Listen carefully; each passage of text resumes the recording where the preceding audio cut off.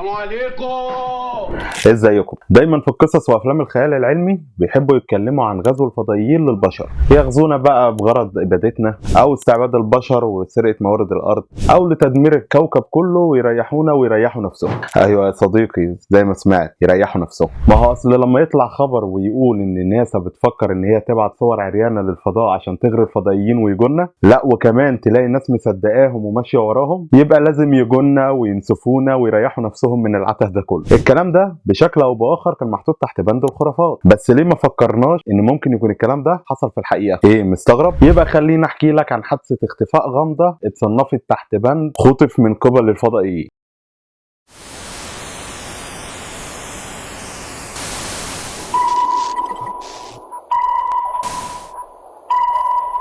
بدأنا النهارده في استراليا وتحديدا يوم 21/10/1978 لما اختفى طيار اسمه فريدريك بالطياره بتاعته، محدش لقى له اثر لحد النهارده. في الاول خليني اقول لك ان الطيار ده واللي كان عنده 20 سنه وقت ما اختفى كان عنده خبره كبيره بالطيران بطياره من نوع سينسا 128 ال، وطار بيها اكتر من 150 ساعه، وتصنف انه طيار من الدرجه الرابعه، وانه مسموح له يطير بالطياره بس في ظروف جويه ملائمه وواضحه. فريدريك قرر ان هو يتقدم لاختبار الطيران في الجيش مرتين بس اترفض عشان مستواه التعليمي، وبعدها قرر يتقدم للطيران التجاري مرتين بس اترفض برضه. بسم الله ما شاء الله، ابننا نبغى. المهم انه ما يأس وقرر انه يرجع يتمرن تاني. التمرين كان عباره عن انه يطير برحله لمده 45 دقيقه ويرجع تاني، وعلى الساعه 7:06 اتصل بالبرج بتاع المراقبه عشان يستفسر منهم عن الطياره اللي بتطير فوق منه، وقال لهم ان الطياره اعلى منه ب 1400 متر تقريبا، وانها بتطير بسرعه عاليه جدا. وبعدها بلغهم ان الطياره دي بتقرب منه وانها بجسم معدني لامع وبضوء اخضر. البرج ما كانش ظاهر له اي حاجه على الرادار، فحب يستفسر منه عن نوعها، وبعدها حصل صوت وش كده، وبعد كده الصوت اتقطع، وخرج عمليات البحث والانقاذ عن طريق طيارات وسفن سواء بقى خفر السواحل او مدنيه، والبحث استمر لمده 1000 ميل مربع لحد يوم 25 اكتوبر، بس ما لقوش اي اثر ليه، وفريدريك الطياره اختفى حرفيا. التحقيقات بدات ولا حاولوا يلاقوا اي تفسير منطقي للي حصل، بس ما لقوش اي حاجه. وطبعا كالعاده كان في اقتراحات من ناس كتير، يعني ناس قالت ان ممكن الموتور بتاع الطياره كان اتعطل وفريدريك فقد اعصابه وبدا يتخيل حاجات غريبه، بس دي رحله طيران عاديه لمده 45 دقيقه، يعني عادي ان الطياره توصل حتى لو عندها محرك واحد والتاني عطلان. وفي ناس تانية قالت ده انتحر عشان فشل في كل الاختبارات اللي دخلها، وان دي كانت محاوله بائسه منه كده عشان الناس تفضل تتكلم عنه بعد ما يموت. وناس تانية قالت ان هو ممكن يكون طاير بالمقلوب، فشاف انعكاس الطياره بتاعته على البحر فافتكرها ان طياره تانية وجايه فوقيه، ولما حاول يهرب منها فوقع في البحر ومات على كده. بس انت عارف ايه الغريب؟ الغريب ان في يوم اختفائه في ناس كتير جدا قدمت بلاغات ان هي شافت طبق طاير في السماء، وان الطبق ده كان بنور اخضر. وكمان في امريكا في نفس اليوم في ناس من اللي مؤمنين بوجود اطباق طايره بلغوا ان جالهم صور كتير عن جسم كبير طالع من الميه في اريزونا وطار في السماء واختفى وسط سحابه من الدخان. الكلام ده طبعا ما ينفعش يتسجل في اي ورق حكومي، فقفلوا الموضوع على كده واعتبروه ميت وعملوا الاسباب مجهوله. وبعد 5 سنين في غطا موتور وصل لشط المدينه مجاوره، وبعد مقارنه الارقام مع بعض طلع فعلا ان الغطا ده بتاع الطياره المختفيه، وقعدوا يدوروا برضه بس ما لقوش اي حاجه لحد النهارده. وبكده تكون خلصت قصتنا النهارده، وكالعاده طبعا ما تنساش تقول لنا رايك، ولو حبيت تبص على المصادر هتلاقيني سايبها لك تحت في الديسكريبشن، ولو انت على اليوتيوب اخبط لايك وسبسكرايب، وكمان فعل زر الجرس عشان يوصلك كل حكايتنا الجديده، ولو انت على التيك توك ما تنساش اللايك والفولو، وطبعا ما تنساش حركه الاكسبلور. سلام.